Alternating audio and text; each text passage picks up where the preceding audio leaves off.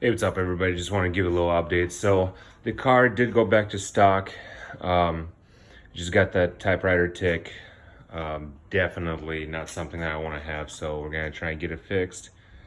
Um, I don't know if at this point if the warranty doesn't get it fixed, I don't know if I'll be keeping this car. I think I might sell it and just save up some money and get something bigger, something that is already, you know, been somewhat built motor wise. Um, but yeah, what I'm doing today, just in case you guys want to need some help. So I was having some smoking issues. You can see right there where the oil is on the headers. So pretty much after I reinstalled the VCT solenoids, I had to change out these little seals on top here, right?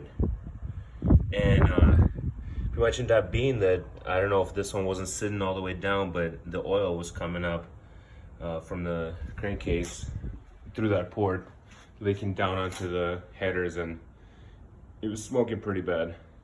But pretty much just pulled off the cover again, replaced this little gasket, put it back on, and boom, there she goes. But yeah, if you guys still have any questions, I will be going back to Coyote platform at some point. I think I might just drive a beater for a little bit, just to save up some money, so I don't actually have to have payments on the project I'm working on. But yeah, let me know if you guys got any questions, and if you need help with anything. I dug in pretty deep into this platform, research wise. So all right, man, have a good night.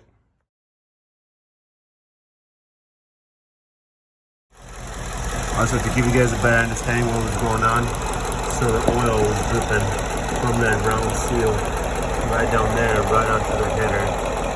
That's what was causing the smoke. You can see a little bit of it burning off still. I'm just running the car right now so I can get all this buttoned up. So the oil dipstick is all the way in. Make sure when you do the dipstick, there's a little tab right there. You gotta press that tab in and twist to the left. Otherwise you're gonna break that whole tab and then you'll get a new one. So take that out before you pull the covers out. Also, I did tell you guys that I put in stereo tack to try to see if I can get rid of the tick. Well, the tick is gone. I mean, what you hear is obviously valves and stuff like that, but the tick that I was actually getting down, by the oil pan, the metallic sound, as soon as I put in the stereo tack, within seconds it went away.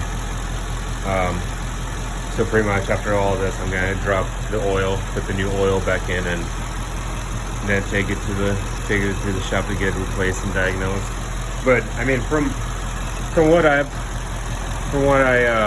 researched and looked up and listened to, it sounds like the whole rod bearing issue with Ford. They are not too precise with those apparently, and that's what's causing that tick. Even in the cars that only have a couple thousand miles.